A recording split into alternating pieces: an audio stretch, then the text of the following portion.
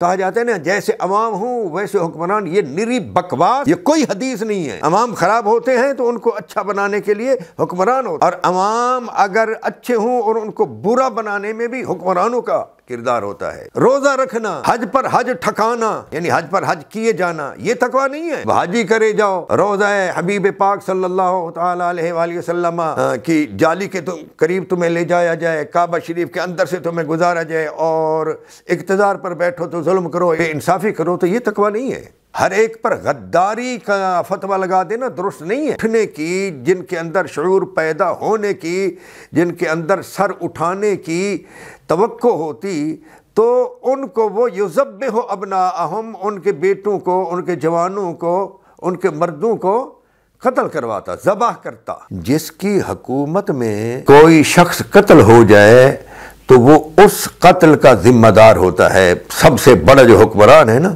وہ اس قتل کا ذمہ دار ہوتا ہے۔ پارلیمان بھی تمہاری مرضی سے، وزیر اعظم بھی تمہاری مرضی سے، جج بھی تمہاری مرضی سے، ہر چیز تمہاری مرضی سے۔ یہ تمہاری مرضی نہیں چلے گی، اللہ تعالیٰ کی بھی مرضی ہوتی ہے، اور اللہ تعالیٰ اپنی مرضی پھر بندوں سے ہی پوری کراتا ہے۔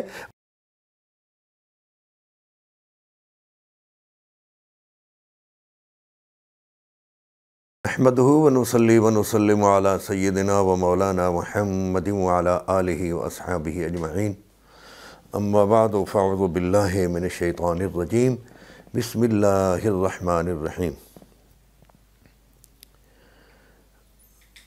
آج کی آپ کی تراویح میں یہ سورۃ القصص جو 20ویں پارے میں ہے، اور اس سورت کا نمبر ہے 28۔ یہ بھی تراویح کی تلاوت میں آئی۔ اس کی ابتدائی جو آیات ہیں انہیں آپ کے سامنے پیش کرتا ہوں۔ اللہ رب العزت نے حروف مقطعات استعمال فرماتے ہوئے، جو کہ مفسرین کے مطابق اس لیے استعمال کیے جاتے ہیں تاکہ اہل عرب، اہل زبان جو ہیں، وہ آیات کی طرف اور بات کی طرف متوجہ ہو جائیں۔ طا سین میم، جب ایسے کہا جائے تو یہ تو حرف ہے، لفظ تو ہے نہیں۔ لفظ تو ہوتا ہے چند حرفوں کو ملا کر، جیسے احمد ایک لفظ ہے، حرف اس کے 4 ہیں، اور یہ طا سین میم یہ تو حرف ہیں، ان کا ترجمہ ہے ہی نہیں۔ اور وہی کے طور پر جب اس قسم کا کلام لوگوں کے سامنے تلاوت کیا جائے تو وہ ہمتاً گوش ہو کر اس کو سننا چاہتے ہیں۔ فرمایا تلک آیات الکتاب المبین، یہ روشن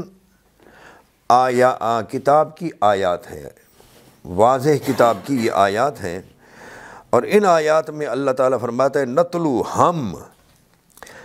نتلو علیک، ہم آپ کے سامنے من نبأ موسیٰ و فرعون، فرعون اور موسیٰ علیہ السلام کی خبر میں سے واضح طور پر حق کے ساتھ آپ کو بیان کرتے ہیں، اور یہ بیان اس قوم کے لیے ہے جو ایمان رکھتی ہے، جو مانتی ہے۔ کیا خبر ہے موسیٰ علیہ السلام کی اور فرعون علیہ لعنت کی؟ فرمایا فرعون جو ہے اس نے زمین میں تکبر کیا، بلندی چاہی، اور زمین میں مستحکم حکومت کرنا چاہی، تو اس نے زمین کے باشندوں کو گروہ گروہ میں تقسیم کر دیا۔ وہ ایک طبقہ کو کمزور کرنا چاہتا تھا، اور اس طبقہ کے لوگوں کو، اس طبقہ کے بیٹوں کو مارتا تھا اور ان کی عورتوں کو زندہ رہنے دیتا تھا۔ انہو کان من المفسدین، وہ فسادیوں میں سے تھا۔ اسی آیت کی تفسیر اسی صورت کے اندر اس کے آخری رکوع میں یوں آئی ہے، اللہ تعالیٰ نے ارشاد فرمایا تلک الدار الآخرۃ نجعلھا للذین لا یریدون علوا فی الارض ولا فسادا والعاقبۃ للمتقین، یہ آخرت کا گھر ہم نے اسے ان لوگوں کے لیے بنایا ہے جو زمین میں بلندی نہیں چاہتے اور فساد نہیں چاہتے، والعاقبۃ للمتقین، اور اچھا انجام متقین کے لیے ہے۔ اسے معلوم ہوا کہ متقین کے مقابلے میں ادھر آیا ہے انہ کان من المفسدین۔ اچھا، آیت کا یہ جو ہے نا، اس کی آیت نمبر 4 جس کو میں نے شروع میں آپ کے سامنے رکھا کہ اس نے زمین کے باشندوں کو گروہ گروہ میں تقسیم کر دیا، اس کے الفاظ ذرا سن لیجئے۔ ان فرعون علا فی الارض وجعل اہلہا شیعا، زمین کے باشندوں کو اس نے طبقات میں تقسیم کر دیا، اور طبقات میں تقسیم کرنے کی کئی صورتیں ہوتی ہیں، امراء اور غرباء طبقے، لسانی طبقے، مذہبی طبقے، جہاں جس طرح اس کا بس چلتا، جس طرح اس کا داؤ چلتا، وہاں اسی طرح طبقات میں تقسیم کر دیتا، کسی کو امراء طبقہ میں رکھتا اور کسی کو غرباء میں، اور امراء کو غرباء سے ڈراتا رہتا کہ انہوں نے بغاوت کی تو آپ کا عیش و عشرت چھن جائے گا۔ جیسے یہاں ہمارے ملک میں یہ تقسیم ہے، ایلیٹ کلاس، فلاں کلاس، فلاں کلاس، تو یہ ساری تقسیمیں اوپر جو فرعون بیٹھا ہوتا ہے نا، وہ بڑی باریک چال سے کرتا رہتا ہے، یہ تقسیمیں کرتا رہتا ہے، اور ہر ایک کو اس کے مقام پر جو ہے نا مطمئن رکھتا ہے، غریبوں کو غریب رہنے پر کہ یہ اللہ تعالیٰ کی طرف سے ہے، اور امیروں کو اس سے ڈراتے رہنا کہ تم ہمارے ساتھ کھڑے رہو، اگر تم ڈاماڈول ہو گئے اور کسی کی باتوں میں آ گئے تو یہ غریب جو ہے نا فلاں لیڈر کے ساتھ ہو جائیں گے اور تمہارے عیش و عشرت کی زندگی جو ہے وہ تم سے چھن جائے گی۔ یہ طریقہ کار ہوتا ہے۔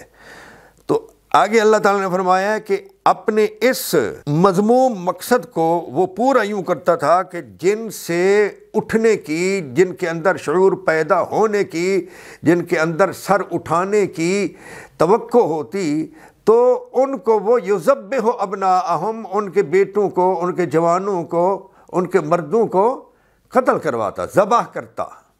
یہاں ہے ذبح کرتا، یذبح واحد ہے، ابناءہم ان کے جوانوں کو، بیٹوں کو، بچوں کو، ویستحیی نساءہم، اور زندہ رکھتا ان کی عورتوں کو۔ اب یہ کوئی شخص ثابت نہیں کر سکتا کہ فرعون جو ہے اس نے اپنے ہاتھوں سے جا کر معاشرے کے، کسی شہر کے، کسی قریہ کے، کسی گاؤں کے کسی ایک فرد کو قتل کیا ہو۔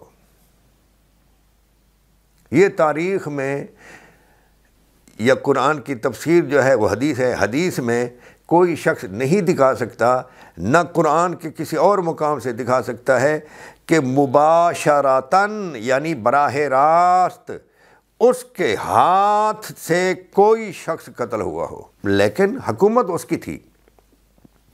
جس کی حکومت میں کوئی شخص قتل ہو جائے تو وہ اس قتل کا ذمہ دار ہوتا ہے۔ سب سے بڑا جو حکمران ہے نا، وہ اس قتل کا ذمہ دار ہوتا ہے۔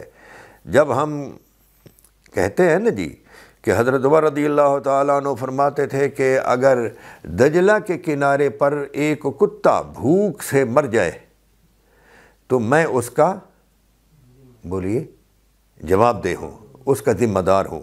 یہ آپ سنتے رہتے ہیں نا، یہ کیوں؟ اس لیے کہ ان کی ذمہ داری ہے کہ ہر ایک تک اس کی غذا پہنچے۔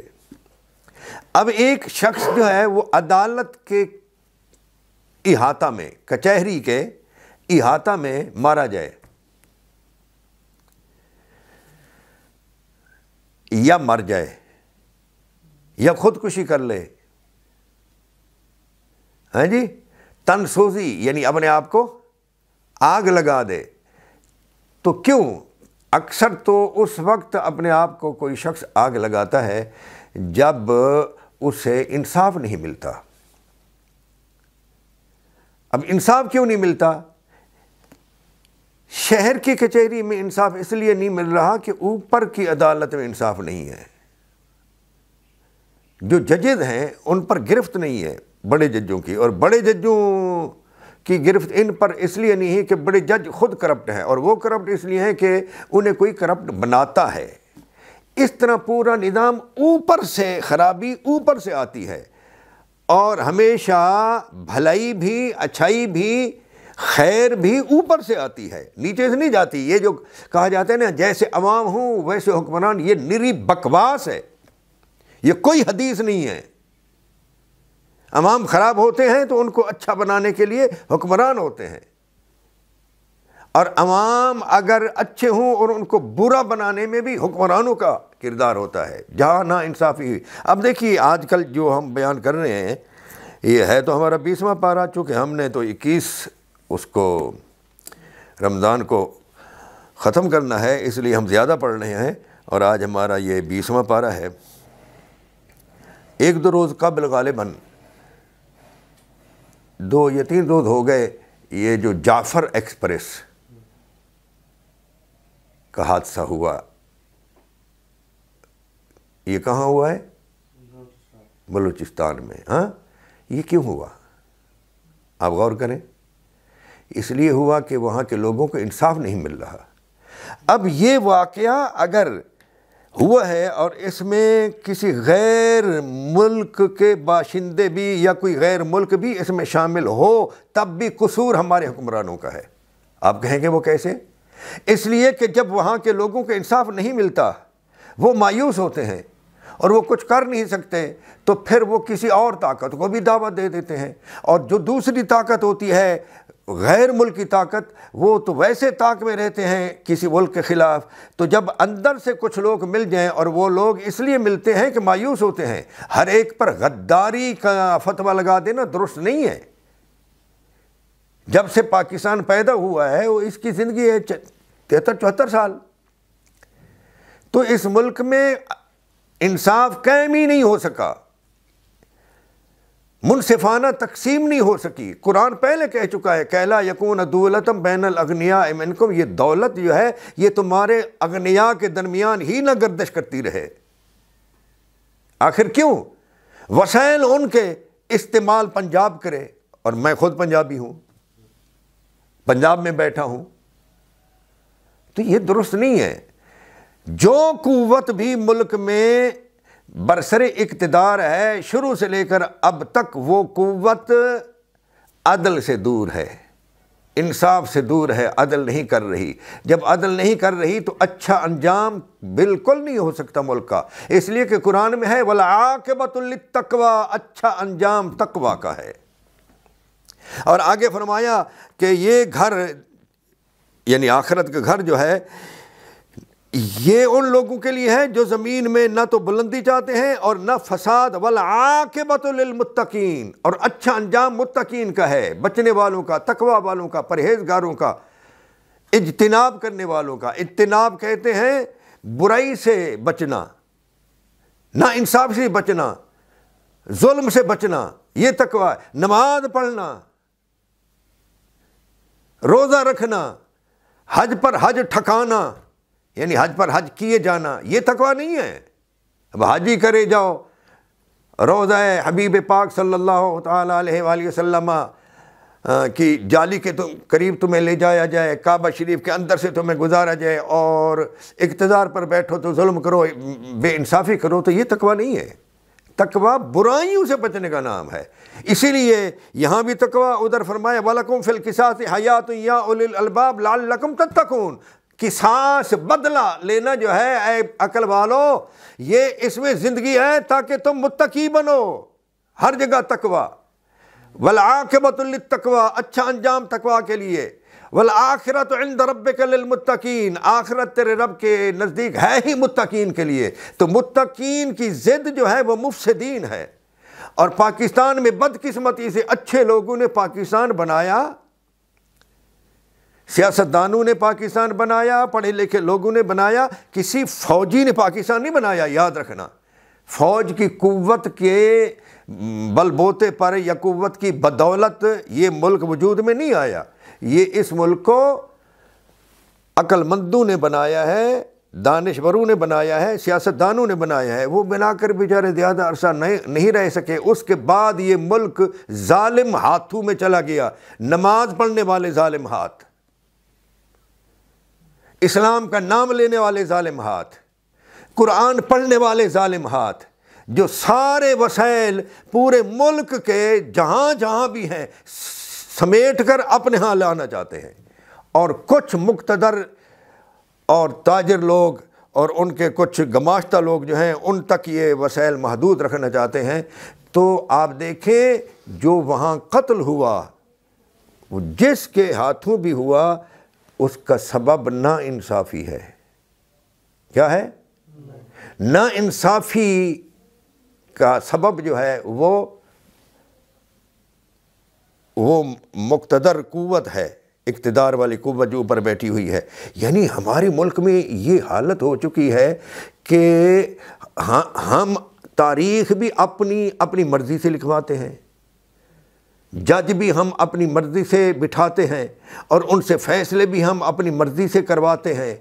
حکومت بھی ہم اپنی مرضی سے بناتے ہیں. کس بندے کو حکومت میں لے آنا ہے، خواہ اس کو ووٹ ملے یا نہ ملے، اس کو حکومت میں بٹھا دو اور اس کو کہو بندے دا پتر بن، اور جو ہم کہتے ہیں بس اسی طرح کرتا جا. تو یہ کیسے ملک چلے گا؟ پارلیمان بھی تمہاری مرضی سے، وزیر اعظم بھی تمہاری مرضی سے، جج بھی تمہاری مرضی سے، ہر چیز تمہاری مرضی سے. یہ تمہاری مرضی نہیں چلے گی. اللہ تعالیٰ کی بھی مرضی ہوتی ہے، اور اللہ تعالیٰ اپنی مرضی پھر بندوں سے ہی پوری کراتا ہے. وہ فرماتا ہے کہ ہم بندوں کو کھڑا کر دیتے ہیں.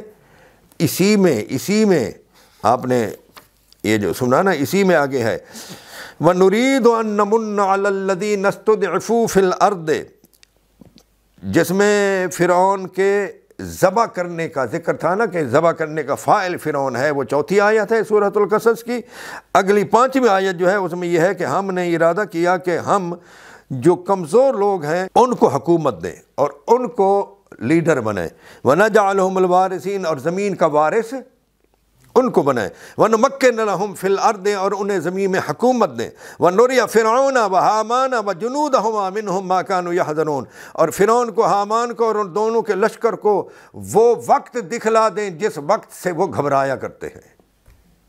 ہر بادشاہ جو ہوتا ہے نا بزدل بھی ہوتا ہے، گھبراتا بھی ہے. وہ یہ چاہتا ہے کہ بس یہ حکومت، یہ عیش و عشرت، یہ ہم سے چلا نہ جائے.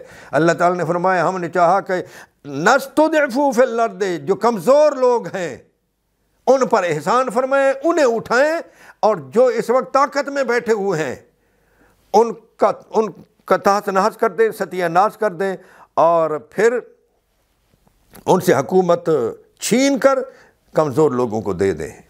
تو اس لیے اللہ تعالیٰ ایسے کرتا ہے کہ اللہ تعالیٰ کمزور لوگوں کو اٹھاتا ہے اور ان کی مدد فرماتا ہے، ان کو شعور دیتا ہے، ان کو قوت دیتا ہے، ان کو غلبہ دیتا ہے، اور وہ آ کر طاقتوروں کو اٹھا کر کچل دیتے ہیں، بھلے کوئی کتنی ہی طاقتور ہو.